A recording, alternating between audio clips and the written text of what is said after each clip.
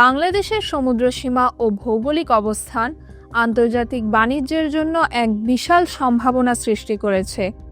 ১,১৮,৮১৩ বর্গ কিলোমিটার সমুদ্র সীমাসহ দক্ষিণ এশিয়ার অন্যতম গুরুত্বপূর্ণ নৌ বাণিজ্য পথে অবস্থিত বাংলাদেশ বর্তমানে ৪টি প্রধান সমুদ্র বন্দর পরিচালনা করছে: চট্টগ্রাম, মংলা, পায়রা ও মাতারবাড়ি।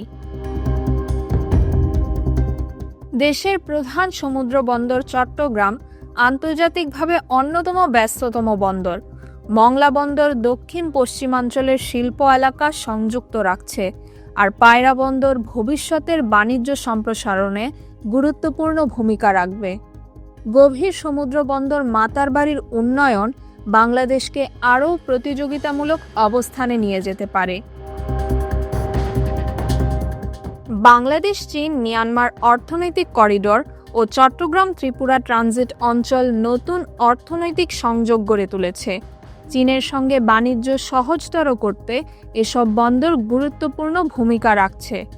নেপাল ও ভুটানের মতো স্থলবেষ্টিত দেশগুলোর জন্য বাংলাদেশের সমুদ্র বন্দর ব্যবহারের সুযোগ সৃষ্টি হলে রাজস্ব আয়ের নতুন সম্ভাবনা উন্মোচিত হবে। এসব উদ্যোগ বাংলাদেশকে শুধু দক্ষিণ এশিয়ার নয়, দক্ষিণ পূর্ব এশিয়ারও গুরুত্বপূর্ণ ট্রানজিট হাবে পরিণত করতে পারে। তাহমিনা রহমান হাফসা, ঢাকা ওয়েস্ট।